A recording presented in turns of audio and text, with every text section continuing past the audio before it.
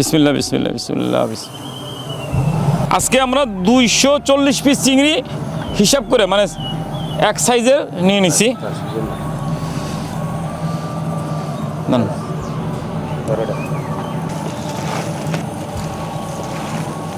দিয়ে দিলাম তেল। চিংড়িটা আমরা একটু ভাজে নিব। দিয়ে দিলাম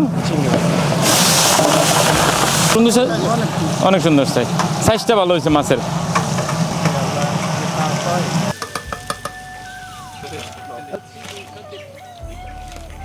পরিমাণ মতো জিরা দিয়ে দিচ্ছি, কাঁচামরিচটা একটু ভাজি গেল, দিয়ে দিচ্ছি পেঁয়াজ কুচি। আমাদের একটা মজা আছে, সেটা হলো কি আমাদের কোনো অভিযোগ নাই, আল্লাহ যা জোটায় তাই খাই। দিয়ে দিলাম আলু কুচি,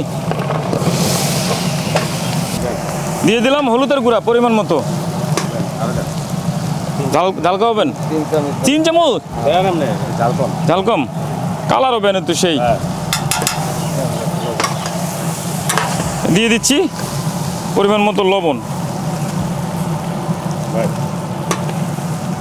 ঠিক আছে দা, মরিচ, গরম পানি। আপনাদের সবসময় আমি বলি রান্না গরম তরকারিতে গরম ঠান্ডা পানি দিতে হয় না, তাহলে স্বাদটা নষ্ট হয়। কিন্তু ধন্যবাদ উঠান লাগবে কিন্তু। কাঁচা টমেটো, শুধু মূলা ভালো লাগবে না, এই সেই স্বাদ, কঠিন স্বাদ। দিলাম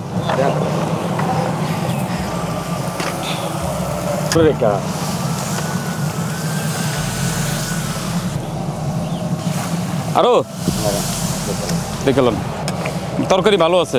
ঠিক আছে, 10 থেকে 15 মিনিট ঢেকে রাখবো ঝোল সেদ্ধ করার জন্য।